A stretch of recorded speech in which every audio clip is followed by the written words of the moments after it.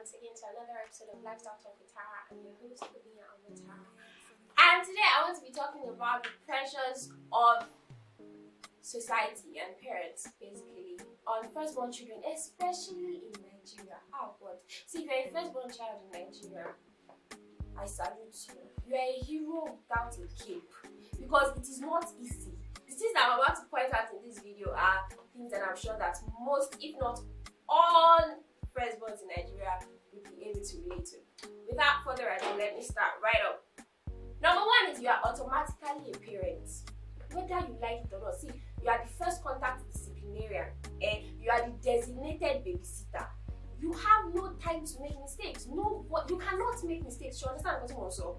Like, which mistake? How do you want your younger ones to view you? Basically, it's like you are the yardstick by which parents and everybody else judge your younger ones and their actions. So you cannot make mistakes. Firstborn children in Nigeria are not allowed to be children.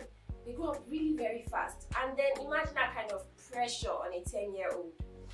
Now, the second thing that I want to talk about is you have to study hard and be a doctor. You want to be a musician. You want to be a rapper. In whose house? In whose household, please? You know, in Nigeria, if you're not a lawyer, as a firstborn, if you're not a lawyer, a doctor, an engineer, or a banker, you have failed. You know, and you have to make that sacrifice. Really, you have to go to school, succeed, and be the best version of yourself that you can be. You have to give your parents bragging rights at their local parties and at their church meetings. You know, you want them to be able to call your mommy, yeah, doctor, yeah, banker, mommy is SAN, all those kind of things. Those are the responsibilities and the things that you owe to your parents. So yes, as a Nigerian firstborn, do not take it lightly. You see, your younger person, your younger one does not enter school before you. And you have to be a doctor, or a lawyer, or an engineer, or a banker. The very third thing that I want to talk about is you have to make plenty money. See, it is important that you cannot just not make money. Every Nigerian child who is a firstborn realizes that sooner or later they are going to be footing certain bills. Either you are paying the tuition of your younger ones, or you are sending alawi home, or grandma swallowed stone and you have to send money home. In fact, you're a bastard if you do not use your first salary to spoil your parents or to, do a very grand gesture. Well, something is wrong somewhere. And so, before you know it, bills and bills are pouring in from everywhere. So, in this country, country no good is never an excuse. Don't ever bring it up as an excuse. Make sure you make plenty money. And if you're not making plenty of money already, double your hustle. The very last thing that I want to talk about is you are the legacy and you have to run with it. Have you guys ever met someone that their name was the name of their father, their grandfather, their great-grandfather? So like there are 4 generations of John Kebu or something.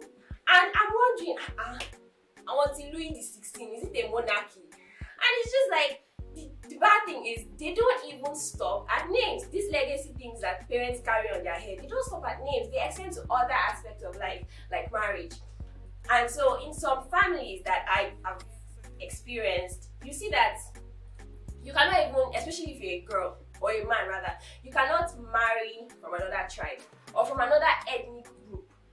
And if you're a woman, you cannot marry before your older sister. So we have this tension in the house where the younger sister is, she's doing well, she has a house, she has found a love interest, she's making money, she wants to marry. But she cannot marry. Why? Because her older sister has not married first. And they will not allow her to marry because you cannot marry before your older sister. Meanwhile, auntie older sister is there, like, she wants to marry too, but you're telling her that she cannot marry this man because he's not from your tribe. And so there's just that whole tension, and in some ethnic groups actually in Nigeria, you see that you are not allowed to marry outside your ethnic group or outside your tribe. And if you eventually, the ones that allow you to do that, it must be that you have to really fight, because when you eventually do that and you break out, just make sure that you are ready for a fight, because your family will tell you that you are betraying them, you are dropping the legacy, you are shaking, you are not a child of the soil. Be ready for a fight. And now, I know that there are many other things that firstborns go through. That all of us we've taken it as normal. And so please go ahead and share with us in the comment section. Let us know the struggles that you go through as a firstborn. See me like this. I'm a firstborn. I'm a secondborn. I'm an only child. I'm also the last child. I have siblings and I have somebody out with me. No, seriously, I'm serious. I'm actually a firstborn and a secondborn on both sides. But so I understand what I'm saying. If there's anything that I've left out of this video, make sure to share with us in the comment section. And until next time, I'm your host, Onyinye Matara. This is Lifestyle Talk with Tara, brought to you by Devin Media. I'm sorry.